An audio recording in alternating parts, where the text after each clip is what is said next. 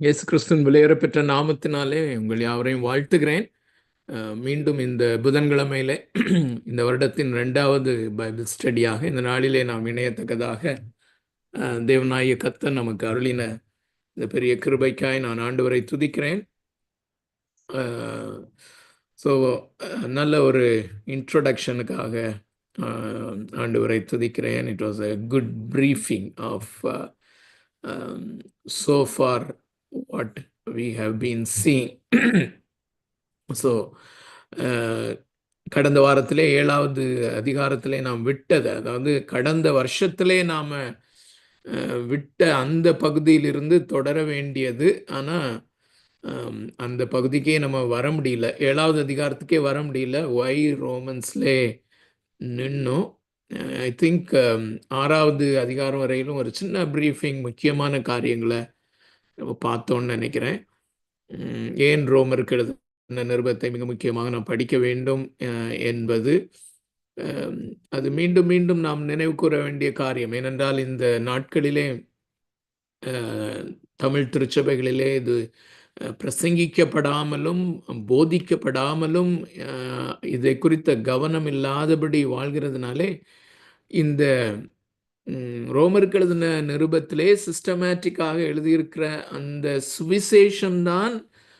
சுவிசேஷம்தான் மனிதனை ரட்சிக்கும் என்று சொல்லும்போது, அதை தெரியாமல் இருந்தால் அந்த ரட்சிப்பின் விசுவாசம் வராது, வேற விசுவாசம் தான் வரும். அது மிக முக்கியமான காரியம். ஸோ இன்னொரு காஷன் நான் தொடங்கும் போதே நான் சொல்ல வேண்டியது இருக்குன்னு நினைக்கிறேன். ஏன்னா இப்போ எங்கள் வீட்டில் பவர் சப்ளை இல்லை. இது ஜெனரேட்டரில் போயிட்டுருக்குது. ஸோ இன்பிட்வீன் கண்டிப்பாக கட் ஆகும்னு நினைக்கிறேன். ஸோ ஒருவேளை 3 to 4 minutes நான் காணாமல் போயிடுவேன்னு நினைக்கிறேன். So be prepared for that. அது வராமல் இருந்ததுன்னா பெட்டர், இல்லாட்டி எப்படியும் வந்துடும் நினைக்கிறேன்.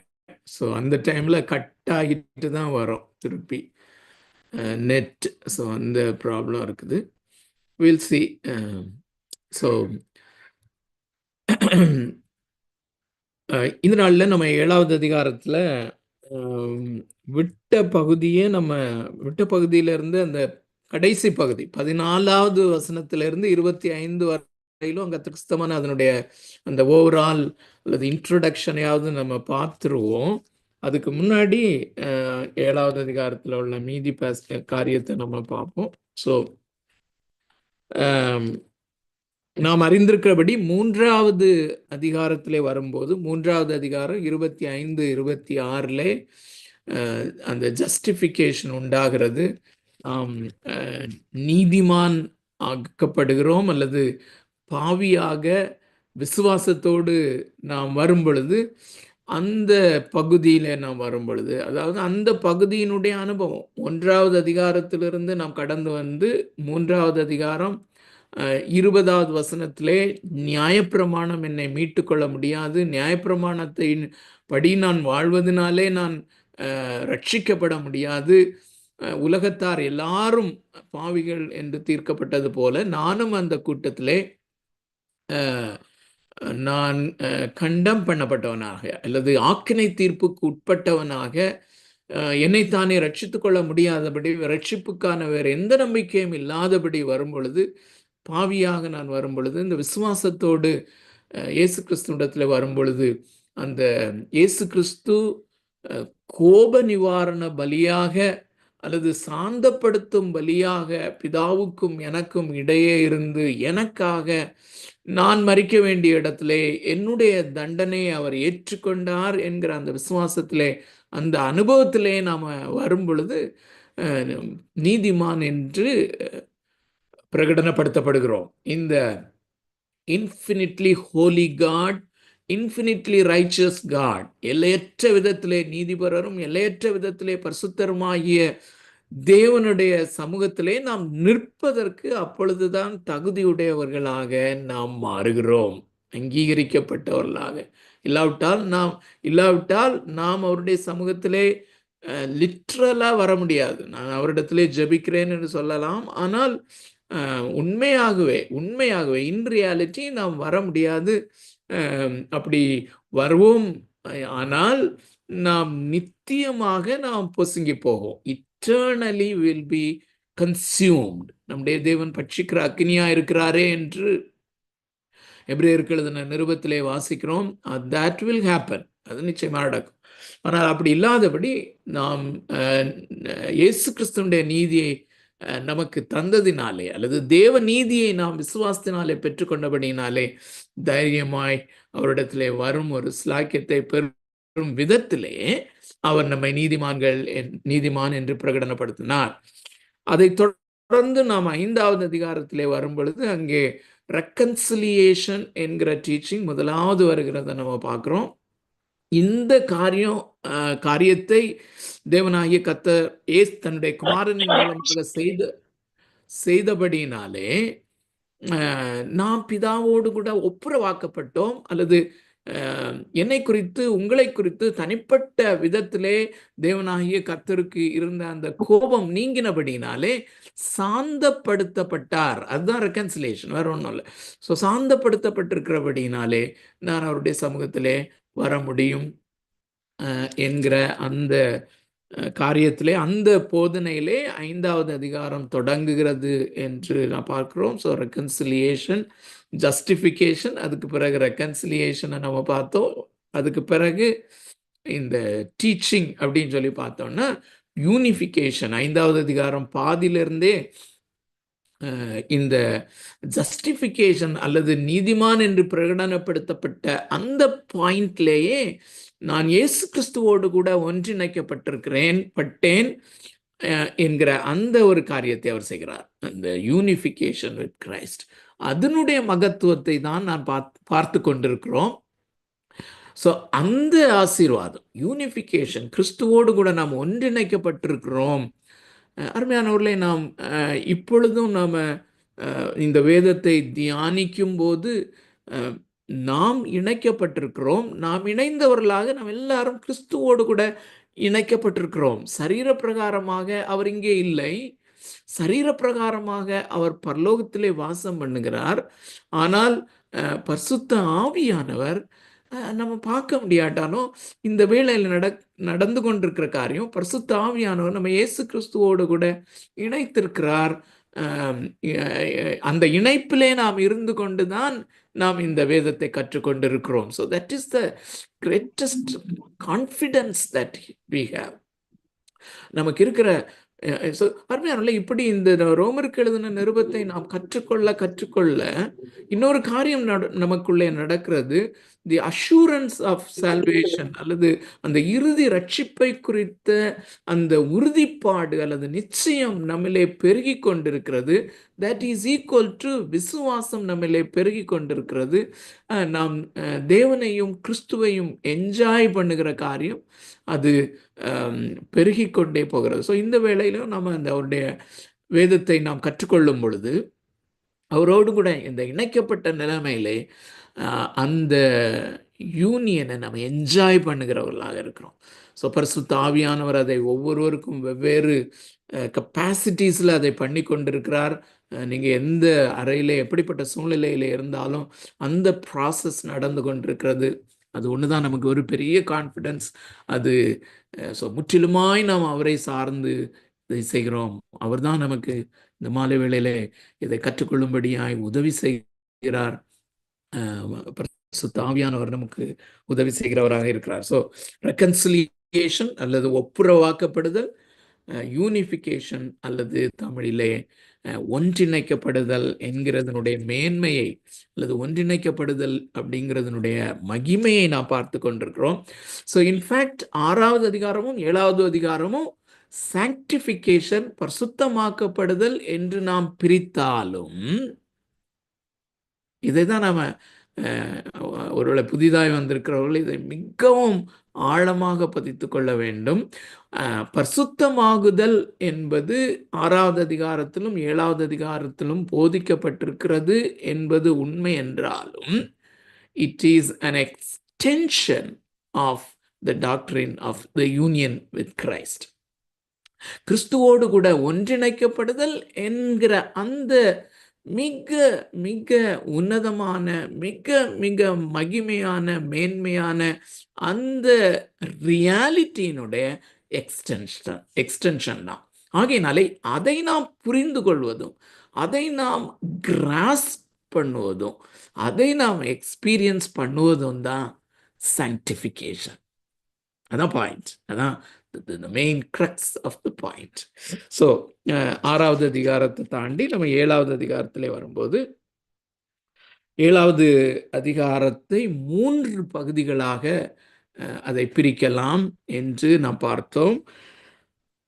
முதலாவதாக 1வது வசனத்திலிருந்து 6வது வசனம் வரையிலும் ரிலேஷன்ஷிப் டு த லா, நியாயப்பிரமாணத்தோடு கூட உள்ள தொடர்பு.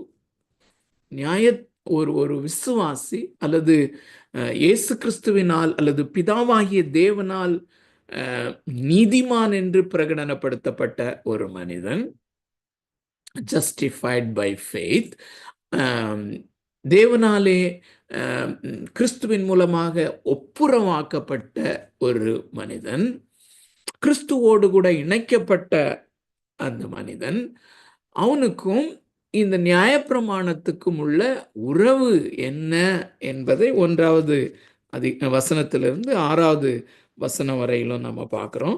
ஸோ அதை நினைவிலே கொண்டு வருவது மிக மிக முக்கியமானது. அதுதான் அடிப்படையான காரியம்.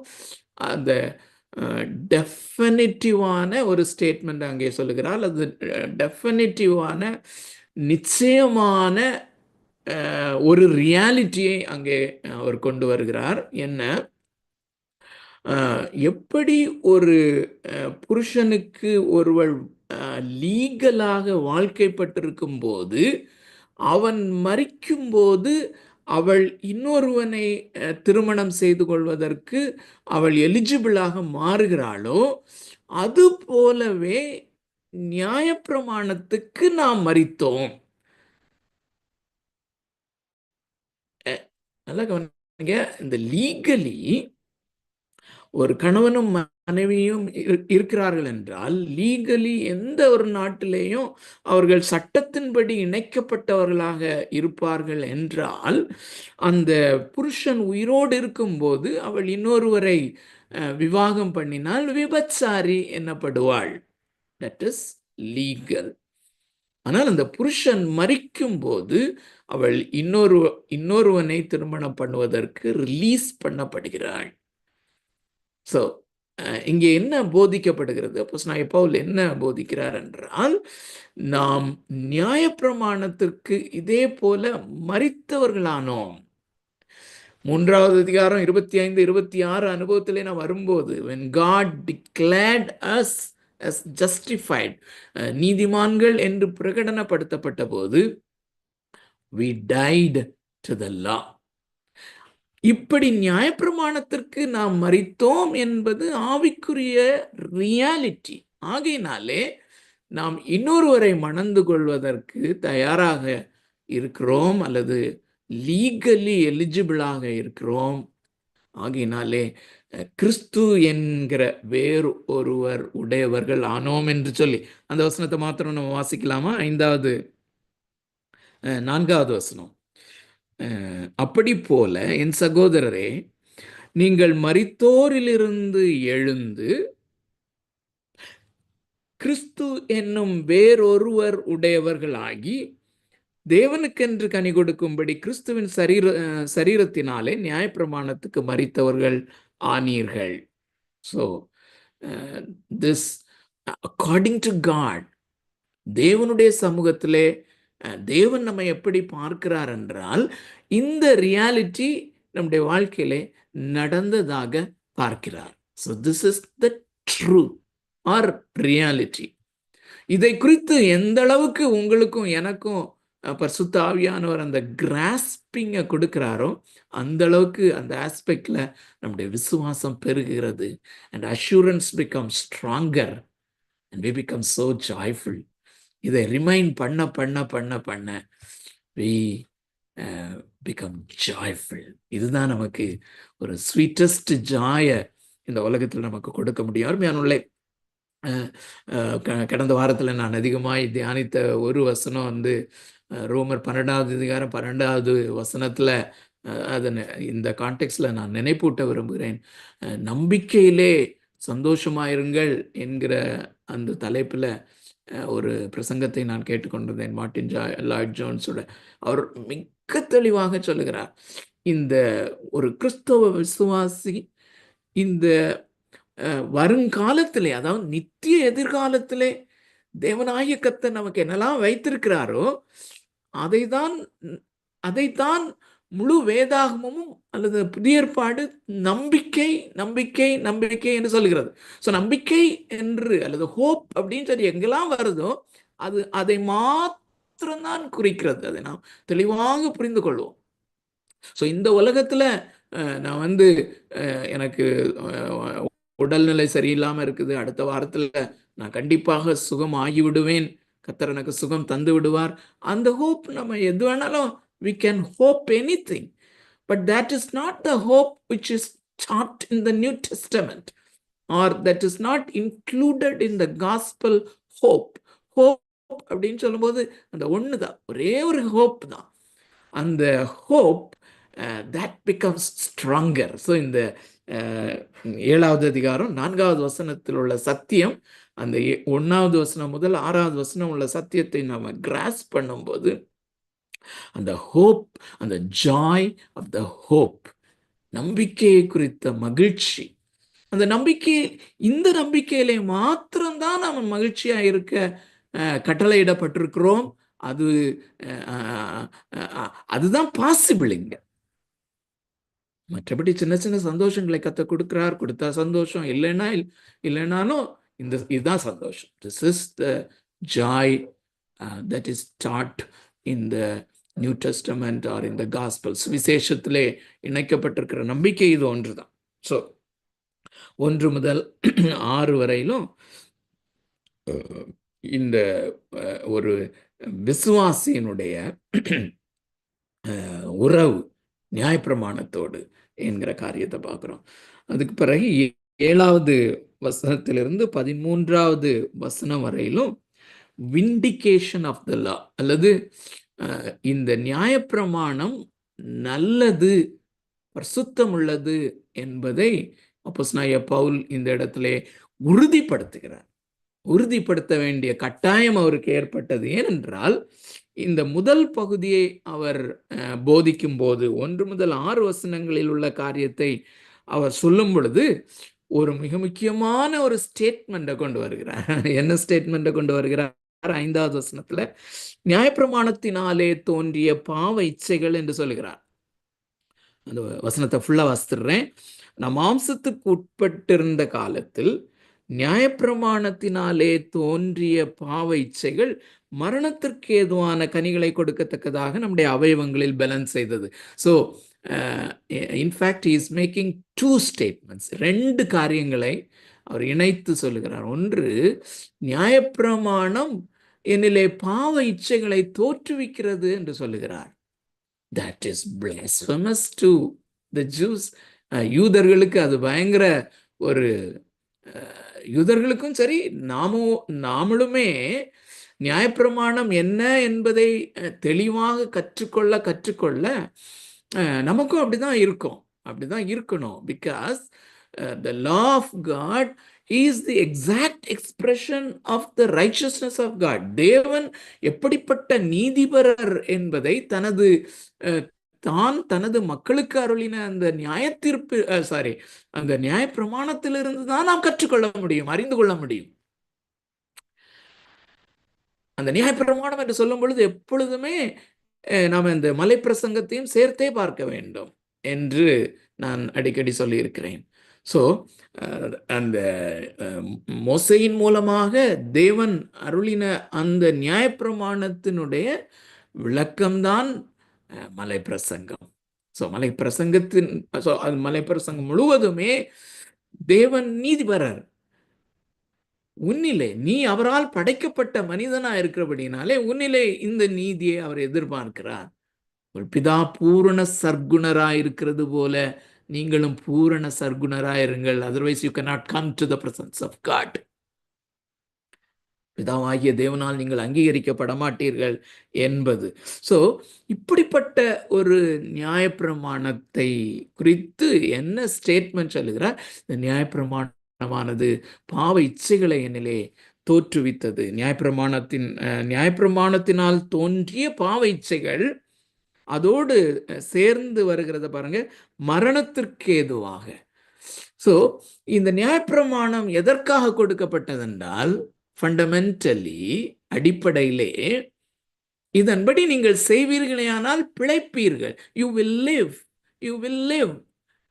இப்படி நிறைய வசனங்களை நம்ம பார்த்துருக்கிறோம். விசேஷமா உபாகமத்தின் புஸ்தகத்திலே நீங்கள் வாழும்படி, நீங்கள் ஆசீர்வதிக்கப்படும்படி. ஸோ வாழ்வதற்கென்று அல்லது மனிதன் நித்தியமாய் வாழ வேண்டும் என்பதற்காக இந்த நியாயப்பிரமாணத்தை தேவனாகிய கர்த்தர் அருளி இருக்கும்போது அது எப்படி மரணத்தை உண்டாக்குகிறது என்று நீர் சொல்ல முடியும்? அப்படிங்கிறதுக்காக தான் இன் வாட் வே அப்படின்னு சொல்லி இந்த 7வது வசனத்திலிருந்து 13வது வசனம் வரையிலும் உள்ள வசன பகுதியிலே விபரித்து கொண்டிருக்கிறத நம்ம பார்க்குறோம். ஸோ அதில் மிக முக்கியமாக இது கண்டிப்பாக உங்களுக்கு ஞாபகம் இருக்கும் நினைக்கிறேன். இந்த இந்த நியாயப்பிரமாணம் இல்லாவிட்டால் இச்சை பாவம் என்பது எனக்கு தெரியாமல் இருக்கும். இந்த நியாயப்பிரமாணத்தை நான் கற்றுக்கொள்ளும் போது அது இச்சையை உருவாக்குகிறதாக இருக்கிறது. பாவத்தை இன்னும் மேலும் மேலும் அதிகமாக உண்டாக்குகிறதாக இருக்கிறது என்பதை சொல்லி கொண்டு வருகிறத பார்க்குறோம். அதை தொடர்ந்து ஸோ அந்த 7வது வசனத்தை வாசிக்கும் போது நம்ம அதை தெரிந்து கொள்ளலாம். ஆகையால் என்ன சொல்லுவோம்? நியாயப்பிரமாணம் பாவமோ? ஸோ இங்கே தான் ஆன்சர் பண்ணுறாரு. நியாயப்பிரமாணம் பாவமோ? அல்லவே. பாவம் இன்னதென்று நியாயப்பிரமாணத்தினால் நான் அறிந்தேனே அன்றி மற்றபடி அறியவில்லை. அந்த பாவம் என்னதென்று நான் அறியத்தக்கதாங்க. இல்லாட்டா அந்த பாவம் டார்மெண்ட்டாக இருக்கும். பாவம்னா என்னன்னே எனக்கு தெரியாது. ஆனால் இந்த நியாயப்பிரமாணம் போதனையை நான் பெற்றுக்கொள்ள அதுக்கு முன்னாடி நான் ஜீவனோட இருந்தேன். இந்த பாவம் உயிர் கொண்டிருந்தது. சாரி, அந்த பாவம் செத்ததா இருந்தது, நான் உயிர் கொண்டவனாக இருந்தேன். ஆனால் கற்பனை வந்த போதோ அப்படின்னு சொல்லும்போது, நான் தேவனுடைய கற்பனைகளை நான் புரிந்து கொண்ட போதோ நான் செத்தவனானேன், பாவம் உயிர் கொண்டது. ஸோ வேற ஒன்றும் இல்லை, பாவம் இன்னதென்று நான் அறிந்து கொண்டேன். த சென்ஸ் ஆஃப் சின் நாம் திரும்ப திரும்ப பார்த்து கொண்டிருக்கிறோம். நடைமுறையிலையும் நீங்களும் அப்சர்வ் பண்ணியிருக்க கூடும். இந்த பாவம் என்றால் என்ன, எதெல்லாம் பாவம், நான் எப்படிப்பட்ட பாவியா இருக்கிறேன் என்கிற உணர்வு தான் இந்த நாளிலே கிறிஸ்தவத்திலே மிக மிக குறைவாக இருக்கிறது. ஆகையினாலே மக்கள் நியாயப்பிரமாணத்தை அறிந்து கொள்ள வேண்டும். அதோடு அதனுடைய விளக்கமாகிய மலைப்பிரசங்கத்தினுடைய விளக்கத்தையும் நாம் அறிந்து கொண்டால்தான் பாவம் என்னதென்று தெரியும். அருமையான தேவனுடைய பிள்ளைகளே, அந்த நியாயப்பிரமாணத்தினுடைய சாராம்சம் அன்பு என்று நாம் அறிந்திருக்கிறோம். தேவனாய கர்த்தரிடத்தில் முழு இருதயத்தோடும், முழு ஆத்மாவோடும், முழு பலத்தோடும் அவரிலே அன்பு கூர்வாயாக, உன்னில் நீ அன்பு கூர்கிறது போல மற்றவரிடத்திலும் அன்பு கூர்வாயாக. இதனுடைய விளக்கத்தை இயேசு சொல்லும் போதுதான், 1 மைல் தூரம் ஒருவன் உன்னை பலவந்த பண்ணினால் அவனோடு 2 மைல் தூரம் போ. Are we able to do that? மற்றவர்களுக்காய் நாம் இதை செய்ய ஆயத்தமா இருக்கிறோமா? நம்ம அதை பாவம்னே நினைக்கிறதே இல்லை. we never think about it.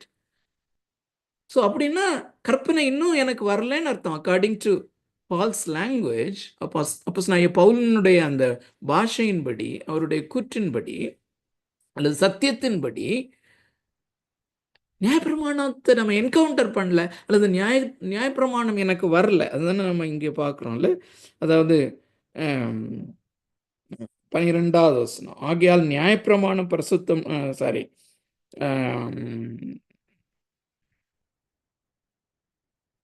9வது வசனம், நியாயப்பிரமாணம் இல்லாதவனாயிருந்த போது நான் ஜீவனுள்ளவனாயிருந்தேன், கற்பனை வந்த போது பாவம் உயிர் கொண்டது, நான் மரித்தவனானேன். ஸோ இந்த 1 மைல் தூரம் ஒருத்தன் வர பலவந்தம் பண்ணினால் 2 மைல் தூரம் போ அப்படிங்கிறது அது வந்து ஒரு எக்ஸ்ட்ரா வெர்ச்சு போல அப்படின்னு நம்ம நினைச்சிருவோம். If we think that it is an optional virtue, புரியுதா? அது வந்து ஒரு ஒரு ஒரு எக்ஸ்ட்ரா ஒரு கிறிஸ்தவனா இருக்கிறது, ஒரு நல்ல கிறிஸ்தவனா இருந்தா இது வந்து இருந்தா நம்ம ரொம்ப நல்லது. அப்படி இல்லை, அப்படி இல்லை, அப்படி இல்லை. இருந்தா ரொம்ப நல்லதுன்னு இல்லை. இல்லைன்னா we are sinners in the presence of God because we were created to serve each other. ஒருவரை ஒருவர் அன்பினால் சேவிக்கும்படியாய் நாம் படைக்கப்பட்டோம். அது நம்முடைய கல்ச்சர்ல நம்ம அப்படி ஊறி போனதுனால அது வந்து ஒரு எக்ஸ்ட்ரா வெர்ச்சு மாதிரி மாதிரி தெரியுது. சிலருக்கு இருக்கலாம், சிலருக்கு இல்லாம இருக்கலாம். அப்படி இல்லை. ஸோ ஒரு கன்னத்திலே ஒருவன் அறைந்தால் மறு கன்னத்தையும் திருப்பி கொடு. ஏன்னா நம்முடைய குடும்பத்துல அதை பிராக்டிஸ் பண்ண முடியுதா? ஒன்னு சொன்னா 10 இல்ல. ஸோ கணவன் மனைவிக்கு இடையிலே அவங்க ஒன்னு சொல்லிட்டா 10 சொன்னாதான் நிம்மதி. So that's considered to be abomination before God. So கற்பனை வரலன்னு அர்த்தம். கற்பனை வரும் பொழுது நான் செத்தவன் ஆகிறேன்.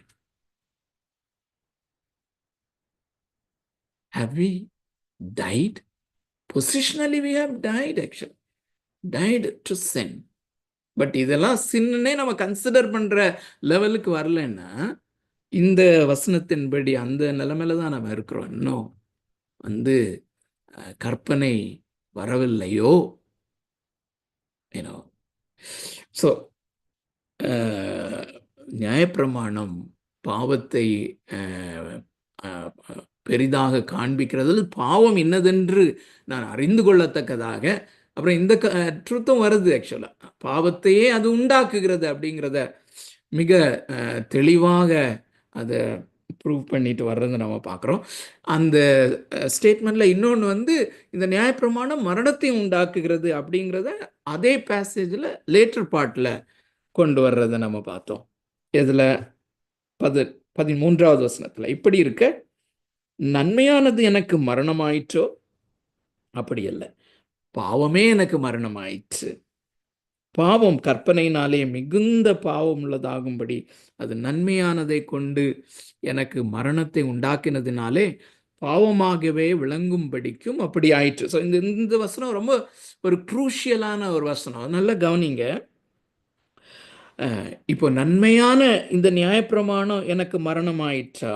அப்படி அல்ல, பாவமே எனக்கு மரணமாயிற்று. பாவம் கற்பனையினாலே அல்லது கட்டளைகளினாலே நியாயப்பிரமாணத்தினாலே மிகுந்த பாவம் உள்ளதாகும்படிக்கு, அல்லது இந்த பாவத்தினுடைய தன்மை எவ்வளவு அது கொடூரமாக இருக்கிறது. எந்த மனிதனும் the power of sin is so high. இந்த பாவத்தினுடைய வல்லமை இவ்வளவு கொடிதாக இருக்கிறதுனால தான் the second person of the Trinity had to come down. அந்த திருத்துவத்திலே 2ஆம் நபராகிய கிறிஸ்து வரவேண்டியது இருந்தது. அந்த அளவுக்கு கொடூரமானது என்பதை நாம் அறிந்து கொள்ள வேண்டும் என்பதற்காக. இன்னைக்கு எவ்வளவு சர்வசாதாரணமாக கிறிஸ்துவும் அந்த கிராஸும் ஆயிட்டாங்கல்ல. உண்மையிலே இவைகளினுடைய சிக்னிஃபிகன்ஸை அறிந்தார்களே ஆனால் எந்த ஒரு பிரசங்கத்திலும் கிறிஸ்துவும் சிலுவையும் இல்லாமல் இருக்க வாய்ப்பில்லையே.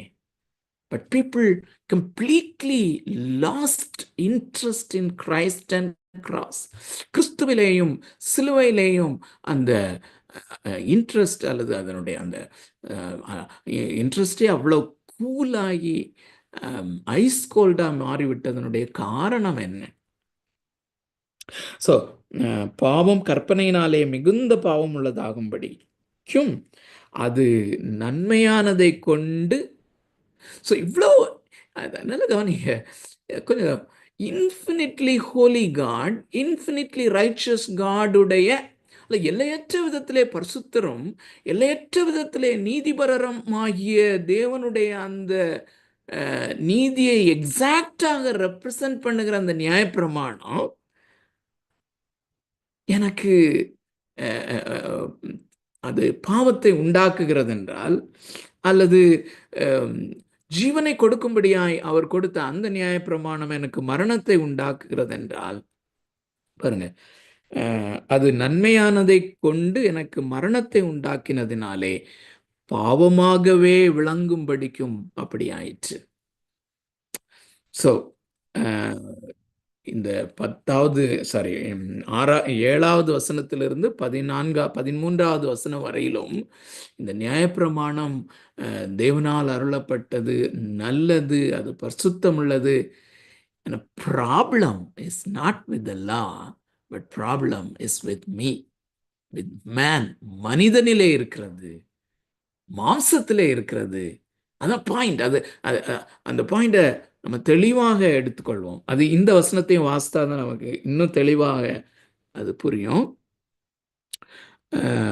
8வது அதிகாரம் 3வது வசனம். 8வது அதிகாரம் 3வது வசனம் இந்த முழு 7வது அதிகாரத்துக்கு ஒரு ஒரு ஒரு ஒரு ஒரு பேஸ் மாதிரி எடுத்துக்கலாம். அது எப்படி எனில், மாம்சத்தினாலே பலவீனமாயிருந்த நியாயப்பிரமாணம் செய்யக்கூடாததை தேவனே செய்யும்படிக்கு தம்முடைய குமாரனை பாவ மாம்சத்தின் சாயலாகவும் பாவத்தை போக்கும் பலியாகவும் அனுப்பினார். So God had to send his only begotten son, தன்னுடைய ஒரே பேரான குமாரனை அனுப்ப வேண்டிய ஒரு காலத்தின் கட்டாயம் என்று சொல்வதை காட்டிலும் பிரமாணத்தின் கட்டாயம் அல்லது அவருடைய இருதயத்தின் கட்டாயமாக அதை புரிந்து கொள்ள முடியாத அளவுக்கு. ஸோ நல்லா கவனிங்க அந்த வார்த்தைகளை. மாம்சத்தினாலே பலவீனமாயிருந்த நியாயப்பிரமாணம் அப்படின்னா என்னுடைய மாம்சத்தினாலே, என்னுடைய பாவத்து நிமித்தம். ஸோ நியாயப்பிரமாணம் பலவீனமானதல்ல. ஸோ நியாயப்பிரமாணம் நல்லது, பரிசுத்தமானது, ஜீவனை அருளுகிறது. It's infinitely perfect. It's infinitely perfect. It is design to give life. அது எனக்கு ஜீவனை அருளும்படியாக அது தேவனாலே டிசைன் பண்ணப்பட்டு எனக்கு அருளப்பட்டது. ஆனால் என்னுடைய பாவத்து நிமித்தம். ஸோ இந்த ஃபால் ஆஃப் மேன், மனிதனுடைய பாவத்தின் வீழ்ச்சி, பாவத்திலே மனிதனுடைய வீழ்ச்சியினுடைய அகோரத்தை, அதனுடைய தாக்கத்தை நாம் அறிந்து கொள்ள தேவன் தாமே நமக்கு உதவி செய்வாராக. அப்படின்னா தான் அந்த ஸோ இதோட அந்த லிங்க் ஆகி இருக்கிற அந்த ட்ரூத் தான் wrath ஆஃப் காட், தேவனுடைய கோபாக்கினை. தேவனுடைய கோபாக்கினை எத்தனை பெரியது என்று சொல்லி தம்பி ஃப்ரெட்டி அந்த பால் வாஷருடைய ஒரு சின்ன கிளிப்பிங் அனுப்பியிருந்தது. ரொம்ப ஆச்சரியமான ஒரு காரியம். அருமையான தேவனுடைய பிள்ளைகளை, கர்த்தராகிய இயேசு கிறிஸ்து பட்ட பாடுகளை குறித்து சொல்லும்போது அந்த அந்த கெத்செமனே பால் வாஷருடைய ஸ்டேட்மெண்ட் இது ரொம்ப ஆச்சரியமான, அதான் ட்ரூத். ஆக்சுவலாக நாம் என்ன நினைக்கிறோம், இயேசு கிறிஸ்து கெத்செமனே தோட்டத்திலே அவர் பட்ட வேதனை, இரத்த வேர்வை சிந்தினதும், அவர் பிதாவே இந்த பாத்திரம் என்னை விட்டு நீங்க கூடுமானால் நீங்கட்டும் அப்படின்னு சொல்லும்போது he was fearful. He was அவர் துக்கத்தினால் நிறைந்தவராக, அவர் பயம் நிறைந்தவராக, இந்த பாத்திரத்தை வாங்கி குடிப்பதற்கு மனுஷிகமாக பயம் நிறைந்தவராக காணப்படுகிறார். எந்த பர்பஸ்க்காக வந்தாரோ அதையே, அந்த கப் வேண்டாம், இல்லாம இருந்தா பரவாயில்லன்னு சொல்ற அளவுக்குன்னு சொல்லும்போது நாம் என்ன நினைப்போம்னா, ஒருவேளை அந்த வாரினால் அடிபடுவது, துப்பப்படுவது, முள்முடி சூட்டப்படுவது, அதனால் உள்ள வேதனைகள், ஆணிகளால் அடிக்கும்போது, அப்புறம் சிலுவையில் தொங்குறது, இதன் இது இந்த இந்த இந்த இன்டென்சிட்டி ஆஃப் இந்த வேதனையை குறித்து தான் அவர் பயப்பட்டார்ன்னு. ஆனா அதுக்கு பால் வாஷர் சொல்லுகிற ஒரு லாஜிக் என்னன்னா, அதை தொடர்ந்து வந்த அநேக பரிசுத்தவான்கள் முதல் 300 ஆண்டுகளிலே அநேகர் சிலுவையில் அறையப்பட்டார்கள். அவர்கள் எல்லாரும் சந்தோஷமாக ஹீரோஸ் மாதிரி சிலுவையை தூக்கி கொண்டு போனார்கள். ஹீரோஸ் மாதிரி தலைகீழாக சிலுவையில் அறைய ஒப்பு கொடுத்தார்கள். அதுல அநேக பிள்ளைகளும் அடங்கியிருந்தார்கள். இந்த இயேசு கிறிஸ்துவுக்காக எங்களுடைய ஜீவனை கொடுக்க நாங்கள் ஆயத்தோம்னு சொல்லி தைரியமா போனாங்க. அவர்களுடைய சாம்பியன் ஆகிய இந்த கிறிஸ்து இந்த பாடுகளை குறித்து அவர் அவ்வளவு வேதனைப்படுவாரா? அப்படி அல்ல. It was the wrath of God. அந்த கப்ல இருந்தது தேவ கோபாக்கினை. இந்த வசனங்களை எடுத்து நான் வாசித்து பார்த்தேன். அதுக்கு பிறகு சங்கீதம் 75லையும் அந்த எரேமியா தீர்க்க தரிசன புஸ்தகத்திலையும் தேவனுடைய அந்த உக்ர கோபாக்கினையினுடைய அந்த பாத்திரம். அப்போ என்னன்னா, அந்த அந்த என்மேல் இருந்த தேவ கோபாக்கினையினுடைய உக்ரம் அவர் பட்ட இந்த சரீர பிரகாரமான பட்ட பாடுகள் எல்லாவற்றை காட்டிலும் அவரை மிகவும் பயமுறுத்தக்கூடியதாக இருந்ததென்றால், இட்ஸ் சம்திங் ஒரு அன்இமேஜினபிள், நம்மால் கற்பனை செய்து பார்க்க முடியாத அளவுக்கு. ஐ திங்க் இந்த பாயிண்ட் புரிஞ்சிருக்கும்னு நினைக்கிறேன். ஸோ மாம்சத்தினாலே அல்லது என்னுடைய பாவம் அவ்வளவு கொடிதாக இருந்தது. ஸோ இந்த மாம்சத்தினாலே என்னுடைய மாம்சத்தினுடைய பாவத்தினாலே பலவீனமா இருந்து நியாயப்பிரமாணம் செய்யக்கூடாததை கிறிஸ்து செய்தார். ஓ, what an amazing gospel it is. என்ன அருமையான இனிமையான சுவிசேஷம். என்ன ஒரு இனிமையான அல்லது அருமையான இயேசு கிறிஸ்து. என்ன அருமையான பிதாவாகிய தேவன். அன்அண்டர்ஸ்டாண்டபிள். அவர் என் மேலே கோபமா இருக்கிறார். அவரே ஒரு ப்ரொவிஷனை உண்டாக்குறார். இந்த பழைய ஏற்பாட்டை படிக்கும்போது அநேக கிறிஸ்தவர்களுடைய நிலைப்பு, அந்த பழைய ஏற்பாட்டினுடைய தேவன் கருணையற்றவரோ அப்படிங்கிற மாதிரி நினைக்கிறாங்க. ஆகையினால அதை கூட பழைய ஏற்பாடே நீக்கிடலான்னு சொல்லி, the God of the Old Testament,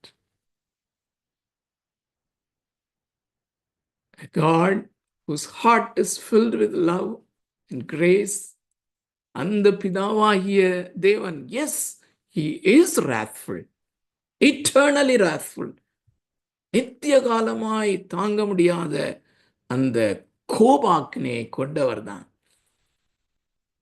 But his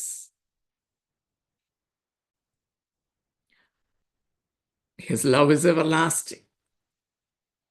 அவருடைய கிருபை, மிகுந்த கிருபை, இந்த தேவனாகிய கர்த்தருடைய இரக்கம் பெரியது. ஸோ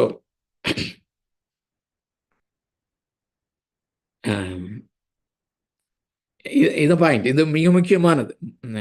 இந்த நியாயப்பிரமாணம் செய்யக்கூடாததை. ஸோ நியாயப்பிரமாணம் எதை செய்யக்கூடாது, செய்ய முடியாமல் இருந்தது? என்னை நீதிமானாக்க முடியாது. அது மட்டும் இல்லை, இங்க 6வது அதிகாரம் 7வது அதிகாரத்துடைய பாயிண்ட் என்ன? நியாயப்பிரமாணம் உன்னை நீதிமானாக்கவும் முடியாது, அல்லது நியாயப்பிரமாணத்தின்படி செல்வதினாலே நடப்பதினாலே நீ நீதிமானாக்கப்படவும் முடியாது. உன்னை நீதிமான் என்று மாற்றுவதற்கு இந்த நியாயப்பிரமாணத்திலே பலனற்றது, அல்லது செய்ய முடியாது. அது மாத்திரம் இல்லை, உன்னை பரிசுத்தமாக்குவதற்கும் அது பிரயோஜனமற்றது. It is so weak, செய்ய இயலாமல் இருக்கிறது. Not because of the law, again, என்னை பரிசுத்தப்படுத்த இயலாமல் இருக்கிற நிலைமையிலே அந்த நியாயப்பிரமாணம் இருப்பதனுடைய காரணமும் என்னுடைய பாவத்தினுடைய இன்டென்சிட்டி தான். அதான் பாயிண்ட்டுங்க. என்னுடைய பாவம் அவ்வளவு பயங்கரமாக இருக்கிறபடியினாலே இந்த நியாயப்பிரமாணம் என்னை பரிசுத்தமாக்குவதற்கும் இயலாத நிலைமையில இருக்கிறது. That is the point. Okay. So 7வது வசனத்திலிருந்து 13 வரையிலும் இந்த நியாயப்பிரமாணம் நல்லது என்பதை நிரூபிப்பதற்காக எழுதப்படுகிற காரியம். 14லிருந்து 25 வரையிலும் வந்து இது ப்ராக்டிக்கலாக எப்படி ஒர்க் அவுட் ஆகிறது, அல்லது நடைமுறையிலே இது எப்படி ஆப்ரேட் ஆகிறது. அதாவது இந்த நியாயப்பிரமாணம் நல்லது, இந்த நியாயப்பிரமாணம் பரிசுத்தமானது, நியாயப்பிரமாணம் நல்லது, ஜீவனை அருளுகிறது, ஆனால் என்னுடைய பாவம் கொடியது. இதுதான் அந்த ட்வின் ட்ரூத்ஸ், இருமுனை சத்தியங்கள், ஒன்றோடொன்று பின்னி பிணைக்கப்படுகிற காரியங்கள். ஸோ அது எப்படி நடைமுறையிலே ப்ராக்டிக்கலாக இருக்குது அப்படின்னு சொல்லி எழுதப்படுவது தான் அந்த 14வது வசனத்திலிருந்து 25 வரையிலும். ஸோ இதை வாசித்துடலாமா? இதை இப்போ நம்ம அதை இன்ட்ரடியூஸ் பண்ணிடலாம். மேபி இதை ஃபுல்லாக மேபி 1 or 2 வீக்ஸ் ஆண்டவருக்கு சித்தமானால் நம்ம படிப்போம். ஸோ தயவுசெய்து நீங்கள் இந்த பைபிள் ஸ்டடிக்கு பிறகும் வீட்டில் இருக்கும்போது அந்த பகுதியை ஜெபத்தோடு நீங்கள் திரும்ப திரும்ப படியுங்க. பரிசுத்த ஆவியானவர் நமக்கு உதவி செய்வாராக. ஸோ 14 முதல் 25 வரையிலும் ஃபாலோ பண்ணுங்க. நான் உங்களுக்கு தெளிவாய் வாசிக்க முயற்சி செய்கிறேன். மேலும் நமக்கு தெரிந்திருக்கிறபடி நியாயப்பிரமாணம் ஆவிக்குரியதா இருக்கிறது. நானும் பாவத்துக்கு கீழாக விற்கப்பட்டு மாம்சத்துக்குரியவனாயிருக்கிறேன். எப்படியெனில், நான் செய்கிறது எனக்கே சம்மதி இல்லை, நான் விரும்புகிறதை செய்யாமல் நான் வெறுக்கிறதையே செய்கிறேன். இப்படி நான் விரும்பாததை செய்கிறவனாயிருக்க நியாயப்பிரமாணம் நல்லது என்று ஒத்துக்கொள்கிறேன். ஆதலால் நான் அல்ல, எனக்குள்ளே வாசமாயிருக்கிற பாவமே அப்படி செய்கிறது. அது எப்படியெனில், என்னிடத்தில், அதாவது என் மாம்சத்தில் நன்மை வாசமாயிருக்கிறதில்லை என்று நான் அறிந்திருக்கிறேன். நன்மை செய்ய வேண்டும் என்கிற விருப்பம் என்னிடத்தில் இருக்கிறது, நன்மை செய்வதோ என்னிடத்தில் இல்லை. ஆதலால் நான் விரும்புகிற நன்மையை செய்யாமல் விரும்பாத தீமையையே செய்கிறேன். அந்தபடி நான் விரும்பாததை நான் செய்தால் நான் அல்ல, எனக்குள்ளே வாசமாயிருக்கிற பாவமே அப்படி செய்கிறது. ஆனபடியால் நன்மை செய்ய விரும்புகிற என்னிடத்தில் தீமை உண்டு என்கிற ஒரு பிரமாணத்தை காண்கிறேன். உள்ளான மனுஷனுக்கு ஏற்றபடி தேவனுடைய நியாயப்பிரமாணத்தின் மேல் பிரியமாயிருக்கிறேன். ஆகிலும் என் மனதின் பிரமாணத்துக்கு விரோதமாய் போராடுகிற வேறொரு பிரமாணத்தை என் அவயவங்களில் இருக்க காண்கிறேன். அது என் அவயவங்களில் உண்டாயிருக்கிற பாவ பிரமாணத்துக்கு என்னை சிறையாக்கி கொள்ளுகிறது. நிர்பந்தமான மனுஷன் நான். இந்த மரண சரீரத்தினின்று யார் என்னை விடுதலையாக்குவார்? நம்முடைய கர்த்தராகிய இயேசு கிறிஸ்து மூலமாய் தேவனை ஸ்தோத்திரிக்கிறேன். ஆதலால் நானே என் மனதினாலே தேவனுடைய நியாயப்பிரமாணத்துக்கும் மாம்சத்தினாலேயோ பாவ பிரமாணத்துக்கும் ஊழியம் செய்கிறேன். இந்த பேசேஜ் நம்மில் அநேகருக்கு, இன்க்ளூடிங் மீ, எனக்கும் மிகவும் பிடித்த ஒரு பேசேஜ். எதனால் என்றால், நாம் நம்முடைய அவல நிலைமையை, அநேக வேளையிலே பாவத்தோடு உள்ள போராட்டத்தின் நிலையை இந்த பேசேஜோட நாம் ஐடென்டிஃபை பண்ணுவதனாலே, ஒப்பிட்டு பார்ப்பதினாலே, ஓ என்ன மாதிரி தான் ஒருத்தர் இருக்காரு அப்படின்னு சொல்லி, ஸோ அப்படி இணைத்து பார்ப்பதற்கும் நமக்கு உற்சாகத்தை கொடுக்கிறதாக அப்படி ஒரு ஒரு விதமான வேகாக இருந்திருக்கலாம். மிக தெளிவான முறையில் இல்லாவிட்டாலும் ஒரு வேகான முறையில் என்னை மாதிரி ஒரு பர்சன் பைபிள்லேயும் விவரிக்கப்பட்டிருக்கிறது அப்படிங்கிறதோட ஒரு சந்தோஷப்படுகிற, அப்படி தான் நினைக்கிறேன். ஸோ எனக்கு அப்படி தான் இருந்துச்சு.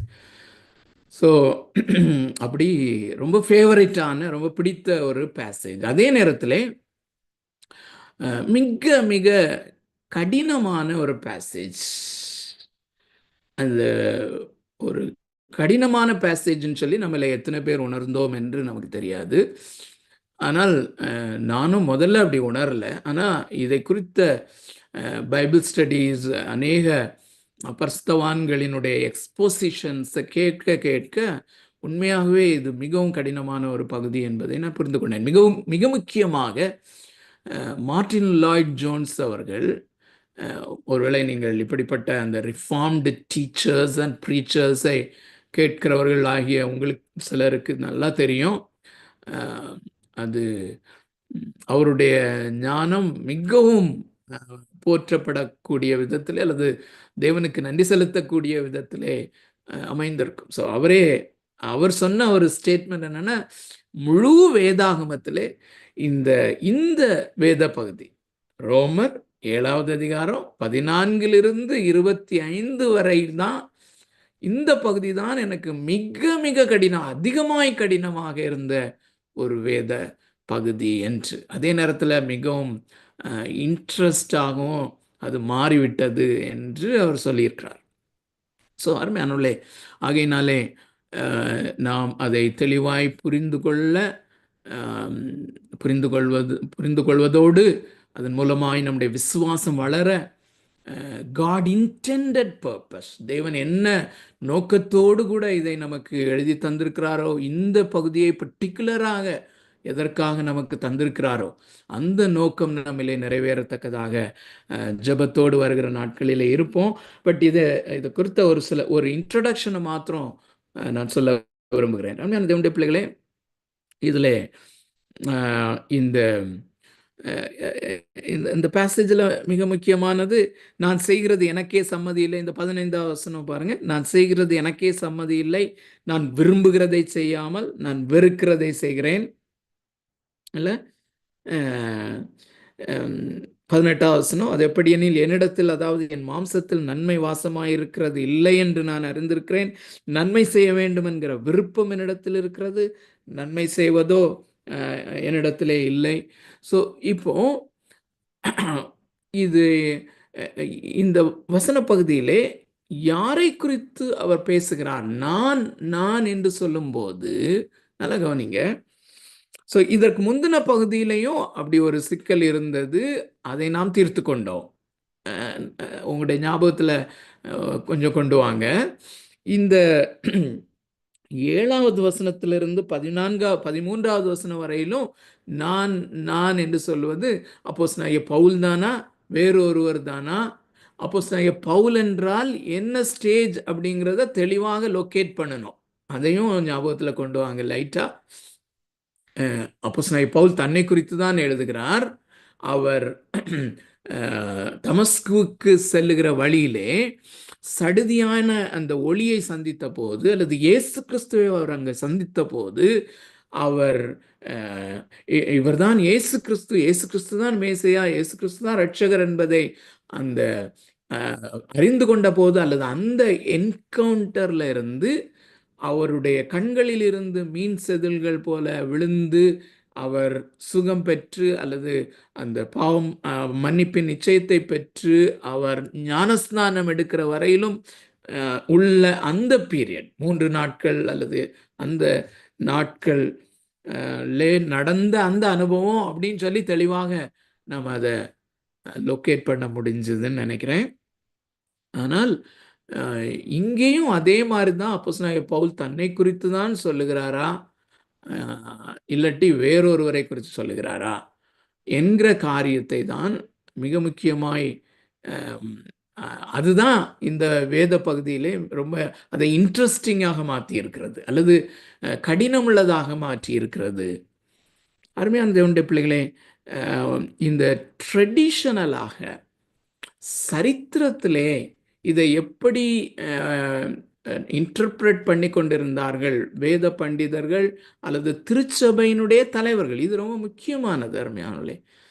திருச்சபை தலைவர்கள் எப்படி இன்டர்பிரட் பண்ணிட்டு இருந்தா என்ன, நமக்கு தெரிஞ்ச மாதிரி நம்ம பார்ப்போம், அப்படி இருக்க முடியாது. ஆக்சுவலா நம்மை அறியாமலே இந்த திருச்சபை தலைவர்கள் எதை போதிக்க தொடங்குகிறார்களோ அதுதான் அந்த கல்ச்சர்ல, அந்த சபையிலே, அந்த உலகளாவிய சபையிலே, இந்தியாளாவிய சபையிலே, அல்லது தமிழ்நாடு அளவிய சபையிலே அது போய்கொண்டிருக்கிறது. தட் இஸ் த நாம், அப்படிதான் போகுது. ஸோ ஆகையினாலே இந்த சரித்திரத்திலே அது எப்படி போதிக்கப்பட்டு கொண்டு வந்தது, அல்லது எப்படி அது இன்டர்பிரட் பண்ணப்பட்டு அல்லது அர்த்தப்படுத்தப்பட்டு கொண்டு வந்தது என்பதை நாம் தெரிந்து கொள்ள வேண்டியது மிகவும் அவசியம். ஸோ மிக முக்கியமாக 3 தாட்ஸ் அல்லது 3 விதமாக இது புரிந்து கொள்ளப்பட்டது. நல்ல கவனிங்க. ஸோ இந்த 14 முதல் 25 வரையிலும் வர்ணிக்கப்படுகிற மனிதர், அவர் ரட்சிக்கப்படாதவர் அல்லது மறுபடியும் பிறவாத ஒரு நபரை குறித்து சொல்லியிருக்கிறது என்பது ஒரு அண்டர்ஸ்டாண்டிங், ஒரு புரிந்து கொள்ளுதல். இந்த புரிந்து கொள்ளுதல் ரொம்ப முக்கியமானது. அது நம்முடைய முழு புரிந்து கொள்ளுதலையும் மாற்றும் அல்லது பாதிக்கும். ஸோ ஒன்று, இது மறுபடியும் பிறவாதவன் என்று, மறுபடியும் பிறவாதவன் அவனை குறித்த காரியங்கள் என்று. இன்னொரு காரியம், மறுபடியும் பிறந்த ஒரு விசுவாசி தன்னுடைய விசுவாச வளர்ச்சியிலே எப்பொழுதும் எப்பொழுதும் இந்த நிலைமையிலே தான் காணப்படுவான் என்கிறது. அதாவது அப்போஸ்தலனாகிய பவுல் இதை எழுதும்போது அவர் கூட அப்படி இருந்திருக்கலாம், அல்லது அவர் நாம் சாகிறது வரையிலும் பரிசுத்தவான்கள் அல்லது நீதிமான்கள் என்று பிரகடனப்படுத்தப்பட்டவர்கள் மரிக்கும் நிலை வரையிலும் அவருடைய ஆவிக்குரிய வளர்ச்சி 50 வருஷம் 60 வருஷம் 70 வருஷம் ஆனாலும் இந்த நிலைமைதான், அந்த நிலைமையை தான் இது விவரிக்கிறது. அதாவது மறுபடியும் பிறந்த ஒரு மனிதன் தன்னுடைய வாழ்க்கையின் எந்த பகுதியிலேயும், மிக முக்கியமாக அவனுடைய மெச்சூர்ட் ஸ்டேஜ்லையும் அவன் இப்படி இருப்பான், அவனை குறித்து தான் சொல்லுகிறது என்று. ரெண்டாவது. ஸோ மூன்றாவது ஒரு புரிந்து கொள்ளுதல் என்னவென்றால், இது மறுபடியும் பிறந்த, புதிதாக மறுபடியும் பிறந்து புதிதாய் அவன் இருக்கிற வரையிலும், அது ஒரு ஸ்டேஜ் வரையிலும் அது இருக்கலாம். அப்போ புதிதாய் மறுபடியும் பிறந்தவர்கள், இப்போதான் மறுபடியும் பிறந்திருக்கிறார்கள் என்றால் அவர்களை தான் இது கூறுகிறது. அவர்கள், அப்படிப்பட்டவர்கள் இரண்டாவது அனுபவமாகிய அல்லது பரிசுத்தாவின் நிறைவு அல்லது பரிசுத்தமாக்கப்படுதல் என்பது ஒரு ரேடிக்கலாக ஒரு ஒரு எக்ஸ்பீரியன்ஸ்ல, ஒரு ஜெப நேரத்திலே உண்டாகிறது, அல்லது ஒரு ஒரு ஒரு ஆவிக்குரிய ஒரு உன்னதமான நிலைமையை உபவாசத்தின் மூலமாக அப்படி நடக்கும்போது, பொதுவாக இந்த மூன்றாவது புரிந்து கொள்ளுதல் பொதுவாக பெந்தேகோஸ்தே திருச்சபைகளிலே விசுவாசிக்கப்படுகிற காரியம்தான். இந்த காரியம் வந்து ஒருவன் மறுபடியும் பிறந்து அந்த ரெண்டாவது அனுபவம் என்று சொல்லக்கூடிய ஒரு எக்ஸ்டாட்டிக்கான அனுபவம் வருகிறது வரையிலும் இப்படி காணப்படுவான். ஆனால் அந்த பரிசுத்த ஆவியை பெறுகிற போது அல்லது ஒரு ரேடிக்கலான அனுபவத்தை அவன் ஜபத்திலேயோ உபவாசத்திலேயோ பெற்றுக்கொள்ளும் போது அது அப்படியே மாறிவிடுகிறது அப்படின்னு சொல்லி. ஸோ அதை நிச்சயமா நம்ம ரூல் அவுட் பண்ணிடலாம்னு நினைக்கிறேன். பட் எனிவே, இப்போ ஒரு சில ஸ்டேட்மெண்ட்ஸை மாத்திரம் நான் வாசித்து விட நான் விரும்புகிறேன். அந்த கைட்லைன்ஸை பின்பற்றி நீங்களும் தொடர்ந்து சிந்தித்துட்டு வாங்க. ஸோ இந்த சீரீஸ், இந்த 14 முதல் 25 வரையிலும் உள்ள இந்த பேசேஜினுடைய அர்த்தத்தை அல்லது இந்த எக்ஸ்போசிஷனை நம்ம முடிக்கிறது வரையிலும் கொஞ்சம் கொஸ்டின் ஆன்சர் கண்டிப்பாக வைப்போம்னு நினைக்கிறேன். ஏன்னா அது இல்லாமல் போயிடுச்சுன்னு நினைக்கிறேன் இடையில. ஸோ இன்றைக்கும் நான் சீக்கிரமாக முடிச்சுட்டு கொஸ்டின் ஆன்சர் வைக்கணும்னு சொல்லி யோசித்தேன். இதை கண்டிப்பாக நீங்கள் கேட்குறது நல்லது, அருமையானுள்ளே. ஸோ இன்னொரு காரியம், இந்த இதில் முதல் 300 ஆண்டுகள், நல்ல கவனிங்க, திருச்சபை வரலாற்றிலே முதல் 300 ஆண்டுகள், முதல் 3 நூற்றாண்டுகள் எல்லாருமே பை டிஃபால்ட் எல்லா விசுவாசிகளும், ஏனென்றால் எல்லா போதகர்களும் எல்லா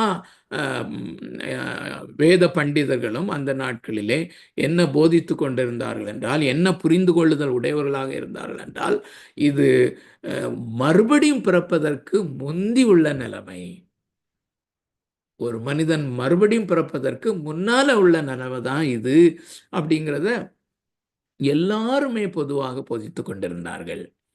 ஆனால் அந்த 4வது நூற்றாண்டிலே வாழ்ந்த செயின்ட் அகஸ்டின், நினைவு கூறுவீர்கள் என்று நினைக்கிறேன். நிச்சயமாக செயின்ட் அகஸ்டினை நம்ம மறக்க முடியாது. ஏனென்றால் இந்த 500 ஆண்டுகளுக்கு சுமார் 500 ஆண்டுகளுக்கு முன்பதாக மார்ட்டின் லூத்தர் ரட்சிக்கப்பட்டது, மறுபடியும் பிறந்தது, அல்லது அவர் ரிஃபர்மேஷனுக்கு வித்திட்ட காரியம் அவருடைய மறுபடியும் பிறத்தல் என்பது ரோமருக்கு எழுதின நிருபத்தை குறித்த விளக்கத்தை செயின்ட் அகஸ்டின் எழுதியிருக்கிறார் இல்லையா, அதை படிக்கும் போதுதான் அவர் மனம் திரும்பினார் அல்லது மறுபடியும் பிறக்கும் அனுபவத்தை பெற்றுக்கொண்டார் என்பது மிக முக்கியமாக நாம் பார்க்கணும். ஸோ அந்த செயின்ட் அகஸ்டின் இந்த சுவிசேஷத்தினுடைய துல்லியமான போதனையிலே சரித்திரத்திலே மிக முக்கியமான இடம் வகிக்கிறார். மிக முக்கியமான காரியம். ஸோ இந்த செயின்ட் அகஸ்டின் அவருக்கு முன்னால அந்த 300 ஆண்டுகள் எப்படி போதித்து கொண்டிருந்தார்களோ அதே போதனையை தான் போதித்து கொண்டிருந்தார். ஆனால் அவர் பிஷப்பாக இருக்கும்போது, பிஷப் ஆஃப் ஹிப்போ நாம் அறிந்திருக்கிறோம். ஸோ அவருடைய ஊழியத்தின் மிக முக்கியமான காலகட்டத்திலே வரும் பொழுது அவர் வேதத்தை படிப்பதிலே மிகவும் கைதேர்ந்தவர். ஸோ அவ்விதமாக அவர் படித்து தன்னுடைய வாழ்க்கையும் ரிஃப்ளெக்ட் பண்ணி அப்படி போகும்போது அவர் தெளிவாக தன்னுடைய நிலையை மாற்றிக்கொண்டார். ஸோ அவருடைய போதனை என்னவென்றால், அவருடைய காலத்துக்கு பிறகுதான் இதை ரொம்ப சீரியஸாக எல்லாருமே மாற்றி திங்க் பண்ணாங்க. இது மறுபடியும் பிறந்த ஒரு மனிதன் தன்னுடைய வாழ்க்கையினுடைய எந்த காலகட்டத்திலும் அல்லது இன் ஹிஸ் பெஸ்ட் ஒரு நல்ல ஆவிக்குரிய வாழ்க்கை வாழ்கிறான் என்று சொல்லக்கூடிய, மறுபடியும் பிறந்து ஒரு நல்ல ஆவிக்குரிய வாழ்க்கை வாழ்ந்து கொண்டு அவன் முதிர்ச்சிக்கு நேராய் சென்று கொண்டிருக்கிறான் என்கிற நிலைமையிலே உள்ள ஒரு மனிதனுடைய எக்ஸ்போசிஷன் தான். அவனை குறித்து தான் இந்த பகுதி சொல்லுகிறது. தட் இஸ் ஈக்குவல் டு அப்போஸ்தலனாகிய பவுல் இதை எழுதும்போது அவருடைய நிலைமையை தான் இங்கே எழுதுகிறார் என்று செயின்ட் அகஸ்டின் போதித்தார்.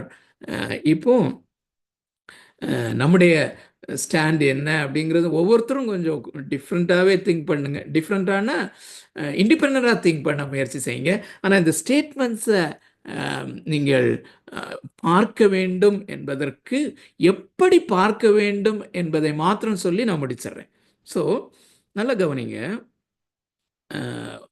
14வது அதிகாரம் தொடங்குகிறோம் என்றால் அங்கே இந்த மனிதனை குறித்து என்ன நாம பார்க்கிறோம்னா, நமக்கு தெரிந்திருக்கிறபடி அந்த 14வது வசனம் பாருங்க, நமக்கு தெரிந்திருக்கிறபடி நியாயப்பிரமாணம் ஆவிக்குரியதாக இருக்கிறது. அப்போ நம்ம கேட்க வேண்டிய கேள்வி, இந்த 3 கேட்டகரியில ஒரு மறுபடியும் பிறவாத ஒரு மனிதன் இந்த ஒரு உணர்வுக்கு வர முடியுமா? நியாயப்பிரமாணம் ஆவிக்குரியதாக இருக்கிறது என்று அவன் ஒத்துக்கொள்ள முடியுமா? அதோட சேர்ந்து 16வது வசனத்துல நியாயப்பிரமாணம் நல்லது என்று ஒத்துக்கொள்ளுகிறேன். ஸோ மறுபடியும் பிறவாத ஒரு மனிதன் அல்லது ஆவி உயிர்ப்பிக்கப்படாத நிலைமையில இருக்கிற பாவியான ஒரு மனுஷன் இந்த ஒரு உணர்வுக்கு வருவானா? நியாயப்பிரமாணம் நல்லதென்று ஒத்துக்கொள்ளுதல் அல்லது நியாயப்பிரமாணம் தனக்கு வந்து நடக்கிற காரியம். அதுபோல 22வது வசனத்துல தேவனுடைய நியாயப்பிரமாணத்தின் மேல் பிரியமாயிருக்கிறேன். ஸோ நம்ம பழைய ஏற்பாட்டில் நிறைய வாசிக்கிறோம்ல, 1வது சங்கீதம் தேவனுடைய வார்த்தையில் பிரியமாயிருந்து. ஸோ 119வது சங்கீதத்தில் இந்த நியாயப்பிரமாணத்தின் மேல் பிரியமாயிருக்கிறேன் என்று தாவீது சொல்லுகிறத பார்க்குறோம். ஸோ ஒரு மறுபடியும் பிறவாத மனிதன் இந்த மாதிரி ஸ்டேட்மெண்ட் அவனுக்கு ஒத்து வருமா அப்படின்னு சொல்லி. ஸோ இதே விதமாக இதோட கப்புள் ஆகி இருக்கிற அந்த வசனங்கள்ல 14வது வசனத்துக்கு வாங்க. இந்த 14வது வசனம் தான் மிக மிக குரூஷியலான ஒரு வசனம். அதுல 2வது ஸ்டேட்மெண்ட் பாருங்க. 1வது ஸ்டேட்மெண்ட் நியாயப்பிரமாணம் ஆவிக்குரியதான் இருக்கிறது. அப்படின்னா அர்த்தம் என்னன்னா, அது ஆவிக்குரிய தன்மை கொண்டது. மிக குறிப்பாக இச்சை பாவம் என்பதை நான் எப்பொழுது உணர்கிறேன் என்றால், இந்த நியாயப்பிரமாணம் ஆவிக்குரியது என்கிற உணர்வு எனக்கு வரும்பொழுது தான் இச்சை பாவம் என்பதை நான் உணர்ந்து கொள்கிறேன். இல்லாட்டா எல்லா யூதர்களுமே பிசிக்கலான பாவங்கள், கொலை செய்யாதிருப்பாய, களவு செய்யாதிருப்பாய, 9வது வரையிலும் அவங்க பார்ப்பாங்க. விக்கிரக ஆராதனை நான் பண்ணல, ஓகே, நான் நியாயப்பிரமாணத்தை நிறைவேற்றுகிறேன் என்று சொல்லி, அது ஒரு பிசிக்கலான மெட்டீரியலான ஒரு காரியம் என்று சொல்லி. ஆனால் நியாயப்பிரமாணம் ஆவிக்குரியது என்று நான் எப்படி உணர்வுக்கு வருகிறேன் என்றால், 10வது கற்பனையினுடைய அர்த்தத்தை நான் தெளிவாக புரிந்து கொண்டு என்னுடைய வாழ்க்கையோடு அதை ஒப்பிட்டு அந்த ரியாலிட்டியை நான் பார்க்கும்போது நியாயப்பிரமாணம் ஆவிக்குரியது என்று ஒத்துக்கொள்கிறேன். ஸோ அந்த நிலைமையிலே இந்த மறுபடியும் பிறவாத ஒரு மனிதன் இந்த நியாயப்பிரமாணம் ஆவிக்குரியது என்று அக்னாலஜ் பண்ண முடியுமான்னு. பட் அந்த கமா போட்ட பிறகு அடுத்த ஸ்டேட்மெண்ட் பாருங்க, நானும் பாவத்துக்கு கீழாக விற்கப்பட்டு மாம்சத்துக்குரியவனாயிருக்கிறேன். பாவத்திற்கு கீழாக விற்கப்பட்டு அப்படின்னு சொல்லும்போது அதை சார்ந்த கீழே உள்ள ஸ்டேட்மெண்ட்ஸையும் பாருங்க. அது என்னன்னா, ஸ்லேவா நான் பாவத்துக்கு ஒப்பு கொடுக்கப்பட்டவனாக வாழ்கிறேன் என்று, பாவத்துக்கு அடிமையாக இருக்கிறேன் என்று சொல்கிறார்.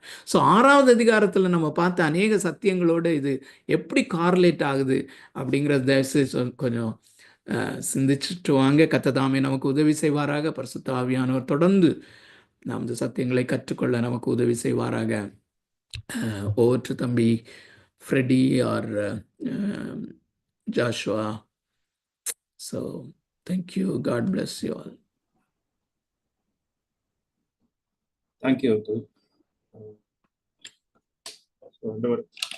நமக்கு மிக தெளிவாக ஒரு விசை கூட நமக்கு இந்த ரோமன்ஸினுடைய அந்த ஆர்கிடெக்சரை நமக்கு காண்பித்து கொடுத்திருக்கிறார். ஸோ 3வது அதிகாரத்தினுடைய 19வது வசனங்கள் வரைக்கும் நாம் எவ்வளவு பெரிதான பாவிகள் என நம்ம பார்க்கிறோம். அந்த பாவிக்கு தேவன் வைத்திருக்கக்கூடிய காரியம் அவருடைய கோபாக்னியனாக எரி நரகம் மாத்திரமே.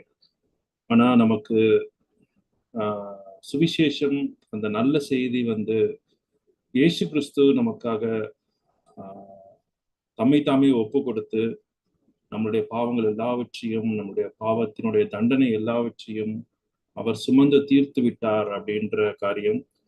ஸோ 3வது அதிகாரம் 20வது வசனத்திலிருந்து 4வது அதிகாரம் வரைக்கும் பாவியாக இருக்கிற நாம் எப்படியாக நீதிமானாக்கப்படுகிறோம், இயேசு கிறிஸ்துவின் மூலமாக எப்படியாக நீதிமான் என்று எண்ணப்படுகிறோம் அப்படின்றத நம்ம பார்க்கிறோம். பிதாவினுடைய பார்வையில நாம நீதிமானாக, கிறிஸ்துவை போலவே நீதிமானாக எண்ணப்படுகிறோம். அவர் நம்ம மேல அந்த நீதியை போற்றி இருக்கிறார் அப்படின்றத நம்ம பார்க்கிறோம். 5வது அதிகாரத்துல 11வது வசனங்கள் வரைக்கும் ரெக்கன்சிலியேஷன். ஸோ ஃபர்ஸ்ட் ஜஸ்டிஃபிகேஷன், 2வது ரெக்கன்சிலியேஷனை நம்ம பார்க்கிறோம். எப்படியாக அவர் கிறிஸ்து பிதாவோடு கூட நம்மை ஒப்புரவாக்கி வைத்திருக்கிறார். ஸோ குமாரன் மூலியமாக பிதா நம்மை அவரோடு கூட ஒப்புரவாக்கி இருக்கிறார். ஸோ நம்மை சமாதானப்படுத்தி இருக்கிறார் அப்படின்ற காரியங்கள். இனியும் நாம் அவருக்கு எதிரிகள் அல்ல, நாம் அவரோடு கூட சமாதானமாகி இருக்கிறோம், ஒப்புரவாகி இருக்கிறோம் அப்படின்றத நம்ம பார்க்கிறோம். 5வது அதிகாரம் 12லேருந்து 6-7 வசனங்கள் எல்லாமே யூனிஃபிகேஷன் அப்படின்றத பார்க்கிறோம். ஆனாலும் அந்த 5வது அதிகாரத்துல அந்த மீதி இருக்கக்கூடிய பகுதியில் அந்த யூனிஃபிகேஷன், அதாவது இயேசுவோடு கூட ஒன்றிணைக்கப்படுதல், அவரோடு கூட நாம திருமணமாக்கப்பட்டவர்களாக அவருக்குள்ளேற, இயேசு கிறிஸ்துவுக்குள்ளார நம்மளை வைக்கிறவராக நம்ம அங்க பார்க்கிறோம். 6வது 7வது வசனத்துல அந்த யூனிஃபிகேஷனுடைய தொடர்ச்சி. ஆனாலும் அதை சாங்டிபிகேஷன் சொல்றோம், அல்லது சாங்டிபிகேஷன் முழுமையா நம்ம அதை தனியா பிரிக்காம யூனிஃபிகேஷனுடைய தொடர்ச்சி அப்படின்றத நம்ம பார்க்கிறோம். ஸோ அந்த சாங்டிபிகேஷன் அப்படின்றது ஒரு சந்தோஷமான ஒரு காரியம் அப்படின்றத நம்ம ஒரு முறை கேள்விப்பட்டிருக்கிறோம். அது எதனால அப்படின்னாக்கா, நம்ம இந்த சாங்டிபிகேஷன் இயேசு கிறிஸ்து நம்மளிலே நடப்பிக்கிறார். ஸோ அவர் நம்மளிலே பெருக பெருக ஸோ எப்படியாக இந்த சாங்டிபிகேஷன் இனிமையாக நம்மளுடைய வாழ்க்கையில மாறுகிறது அப்படின்றத நம்ம இங்க பார்க்கிறோம். ஸோ 7வது அதிகாரத்துல நம்ம வரும்பொழுது 3 பகுதிகளாக நம்ம பிரிக்கிறோம். 1லிருந்து 6 வசனங்கள். ஸோ அதுல ஒரு விசுவாசிக்கும் நியாயப்பிரமாணத்திற்கும் இருக்கக்கூடிய தொடர்பு என்ன, ஒரு உறவு என்ன, அவன் நியாயப்பிரமாணத்திற்கு மரித்தவனாக இருக்கிறான் அப்படின்றத நம்ம பார்க்கிறோம். ஸோ நியாயப்பிரமாணம் இனியும் அவரை ஆளுகை செய்ய முடியாது. கிறிஸ்துவோடு கூட நாம மரித்தவர்களாக இருக்கிறோம், அவரோடு கூட உயிர்த்தெழுந்தவர்களாகவும் இருக்கிறோம்.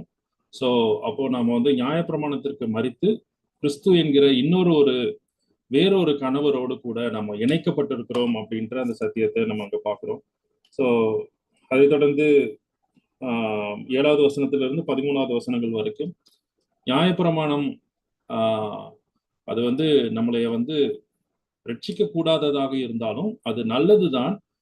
அது நம்மளைய பாவத்திற்கு இன்னும் அதிகமான பாவத்தை தூண்டக்கூடியதாக இருந்தாலும் அது நியாயப்பிரமாணம் நல்லதுதான். ஏன்னா அது தேவன் அருளினது. அது தேவனை வெளிப்படுத்தக்கூடியதாக இருக்கிறது, தேவனுடைய நீதியை வெளிப்படுத்தக்கூடியதாக இருக்கிறது. ஸோ அது நல்லது. ஆனா நியாயப்பிரமாணத்தின் மூலியமாக பாவம் வந்து இன்டியூஸ் பண்ணப்படுகிறது அப்படின்றதையும் நம்ம பார்க்கிறோம். இந்த 3-4 காரியங்கள் நம்ம பார்த்தோம். எப்படியாக பாவம் நம்மளிடத்துல அது வந்து சமயம் வாய் அந்த ஒரு சரியான சமயத்துல அது வந்து எப்படியாக அது வந்து நியாயப்பிரமாணம் நம்மை இன்னும் அதிகமான பாவத்திற்கு அடிமைகளாக மாற்றுகிறது. ஸோ நியாயப்பிரமாணம் ஒரு நாளும் நம்மை ரட்சிக்கப்பட அதனாலே நாம் ரட்சிக்கப்பட மாட்டோம் அப்படின்றது தான் அதனுடைய பாயிண்ட். ஸோ இப்படியாக கொண்டு வருகிறவர் கடைசியான அந்த பேசேஜ்குள்ளார நம்ம என்டர் ஆகிறோம். இந்த பேசேஜ் ரொம்ப அற்புதமான ஒரு பேசேஜ். ஸோ 14வது வசனத்திலிருந்து 25வது வசனங்கள் வரைக்கும் நம்ம பார்க்கிறோம். ஸோ இந்த பேசேஜ்ல பவுல் எப்படியாக அந்த நியாயப்பிரமாணத்திற்கு முன்பதாக கொண்டு வந்து நிறுத்துகிறார். ஒரு நிர்பந்தமான மனிதனாக, ரட்சிக்க கூடாத ஒரு மனிதனாக கொண்டு வந்து நிறுத்துகிறார். ஸோ அந்த கடைசி வசனம் ரொம்ப அற்புதமான வசனம். ஆகிலும் இதை நம்ம தொடர்ந்து நம்ம தியானிக்க போகிறோம். ஸோ இத பவுல் என்ன ஸ்டேஜ்ல இருந்து பேசுறாரு அப்படின்றது ரொம்ப கிளியரா புரியுது. ஆனாலும் நம்ம வந்து தொடர்ந்து நம்ம வந்து எல்லாரும் வசனங்களை உற்று நோக்கி சொன்னபடி இந்த 14வது வசனம், 16வது வசனம், 22வது வசனத்துல நியாயப்பிரமாணத்தை எப்படியாக அவர் அதை நன்மையாக பார்க்க முடிகிறது. அதே நேரத்துல 14வது வசனத்தினுடைய பின்பகுதியில நம்ம 6வது அதிகாரத்தோடு கூட ஒப்பிட்டு பார்க்கும் பொழுது நாம கிறிஸ்துவோடு கூட மரித்தவர்களாக இருக்கிறோம், இனியும் நாம் பாவத்திற்கு அடிமைப்பட்டவர்கள் அல்ல, நியாயப்பிரமாணத்திற்கு அடிமைப்பட்டவர்கள் அல்ல அப்படின்னு சொல்லும் பொழுது இங்க எப்படி பவுல் நான் பாவத்திற்கு அடிமைப்பட்டவனாக இருக்கிறேன், சரீரத்திற்குரியவனாக இருக்கிறேன் அப்படின்னு போடுறது, எனக்கு மாம்சத்துக்குரியவனாக இருக்கிறேன். ஸோ அந்த மாம்சத்துக்குரியவனாக இருக்கிறேன்னு 3 காரியங்களை குறித்து நம்ம ஒரு முறை ஐசக் அங்கிள் நமக்கு காண்பிச்சிருக்கிறாங்க. 1 கொரிந்தியர்ல இருந்து இன்னும் ஒரு சில இடங்கள்ல இருந்து அந்த மாம்சத்துக்குரியவன் அப்படின்ற காரியங்களை குறித்து. ஸோ இதெல்லாம் ரொம்ப கிளியர் எவிடென்ட். ஸோ நம்ம வந்து எதை குறித்து இது நகர்ந்து செல்லுகிறது, பவுல் எந்த நிலையை குறித்து பேசிக்கொண்டு இருக்கிறார் அப்படின்றது ரொம்ப கிளியர் எவிடென்ட்டா இங்க தெரியுது. ஸோ மார்ட்டின் லாய்ட் ஜோன்ஸ் போன்ற பரிசுத்தவான்களுக்காக நம்ம ஒரு விஷயம் கூட நன்றி செலுத்துவோம், ஐசக் எங்களுக்காகவும் நம்ம நன்றி செலுத்துவோம். ஏன்னா மார்ட்டின் லாய்ட் ஜோன்ஸ் இருந்தாலும் நமக்கு விளக்கி காண்பிப்பதற்கு ஆண்டவர் நமக்கு நல்ல சந்தர்ப்பங்களை ஐசக் அங்கிள் மூலியமாக ஏற்படுத்தி கொடுக்கிறார். ஸோ அங்கிளுக்காக நம்ம தொடர்ந்து ஜெபிக்கலாம். நம்ம இந்த வேத பகுதிக்காகவும் நம்ம இப்பொழுதும் நம்ம ஜெபிப்போம். ஸோ தேவனாகிய கர்த்தர் நம்மளுடைய இது ஏதோ ஒரு பசில ஓபன் பண்றதுன்றது மாத்திரம் இல்லை, தேவன் நம்மளோடு கூட இடைபட வேண்டும். எப்படியாக நம்மை இந்த ரட்சிப்பிலே அவர் படிப்படியாக நம்மை நடத்தி சென்றிருக்கிறார். இதெல்லாம் ஒருவேளை நமக்கு வாழ்க்கையில முன்னாடியாகவே நடந்திருக்கலாம். அதை நம்ம நினைச்சு பார்த்து ஆண்டவருக்கு நன்றி சொல்ல வேண்டும். அல்லது இனி நடந்து கொண்டிருக்கலாம். ஸோ இதை நம்ம உணர்ந்தவர்களாக நம்ம தொடர்ந்து வாழ்வதற்கு நம்ம வந்து முயற்சி எடுக்கணும். இருவேள் தான் நடக்க வேண்டியதாக இருக்கலாம், அதற்காக நம்ம ஜெபிக்க வேண்டும். ஸோ தொடர்ந்து எப்படி ஆகிலும் நாம் தேவனை சார்ந்து நம்ம வந்து சுவிசேஷத்திலே ரட்சிப்பிலே நம்ம வளருவதற்கு நம்ம ஒப்பு கொடுப்போம். ஸோ டிஷான் பிரதர் ஜெபிக்க முடியுமா? சரி, நாங்க ஜெபிப்போம்.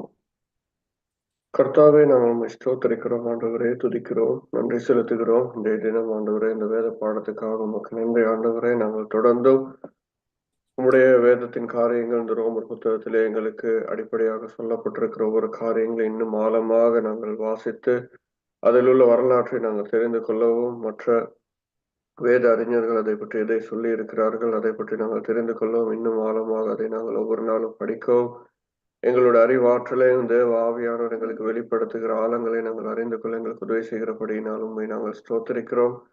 இந்த மகா பெரிய கிருபையை நீர் தாம் ஆண்டவர் அநேகருக்கு கொடுக்காமல் ஆண்டவர் நீர் தாம் எங்களுக்கு ஆண்டவரை கொடுத்திருக்கிறபடியினால் ஆண்டவர் உமக்கு நன்றி செலுத்துகிறோம் தகப்பனே. எங்கள் மூலமா இன்றும் அநேகர் ஆண்டவர் இதை கற்றுக்கொள்ளும்படியாக நீர் தாம் எங்களையும் ஆயத்தப்படுத்துவீராக. எங்களுக்கும் இதை சரியாக நீர் தாமை கற்றுத்தந்த ஆண்டவர் இதை நாங்கள் நன்றாக கிராஸ் பண்ணி கொடுறதுக்கு ஆண்டவரே இந்த வார்த்தைகள் மூலம் நாங்கள் நிலைத்திருக்கும்படியாகவும் இதன் மூலமாக அநேக உங்களுடைய வேத சத்தியங்களை நாங்கள் அறிந்து கொள்ளும்படியாக எங்களுக்கு நீர் தாம் உதவி செய்யுங்க தகப்பனே. நீர் தாமே ஆண்டவர் எங்களுக்கு அநேக வேத ரகசியங்களை ஒவ்வொரு வாரம் எங்களுக்கு கற்றுத்தந்து எங்களை நீர் தாம் வழி நடத்துவீராக. தொடர்ந்து உடைய பிள்ளைகளாக நடக்க எங்களுக்கு நீர் தாமே கூட இருந்து உதவி செய்தலும் இன்றைய நாளில் கலந்து கொண்ட ஒருவருக்காக நாங்கள் ஜெபிக்கிறோம். ஏசப்பா அதை நடத்தின ஐசக் அங்கிளுக்காக நாங்கள் ஜெபிக்கிறோம். தகப்பனே நீர் தாம் அவருக்கு நல்ல சுகபல தைரியத்தை கொடுத்து நீர் தாம் வழி நடத்துவீராக. தொடர்ந்து இந்த பாடத்தை எங்களுக்கு கற்றுத்தர தேவையான நேரத்தையும் அவருக்கு தேவையான சுகபல தைரியத்தை நீர் கொடுத்தரலும். கலந்து கொள்ள எங்கள் ஒவ்வொருவருக்காக நாங்கள் ஜெபிக்கிறோம்.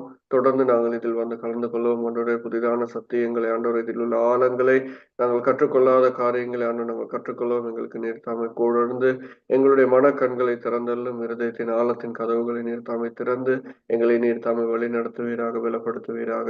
இன்னும் அநேக ஊழியர்கள் ஆண்டு இதன் மூலமாக வளரும்படியாக நீர் தாமை வாசல்களை திறந்து வழி நடத்துவீராக.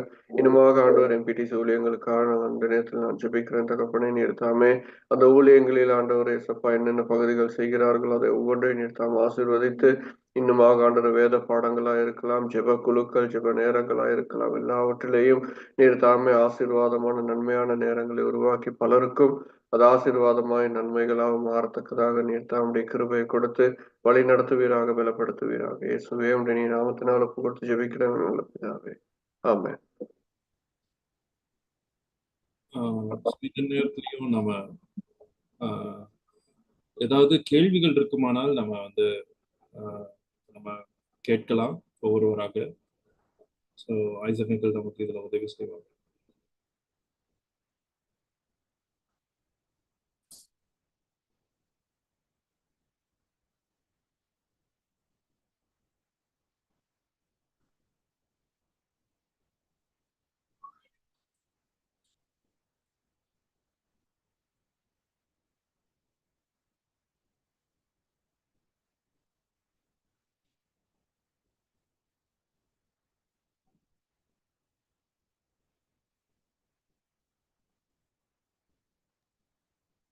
மேபி நெக்ஸ்ட் வீக் கொஞ்சம் ஏர்லியராகவே முடிச்சுட்டு வைக்கலாம்னு நினைக்கிறேன். So that okay uncle.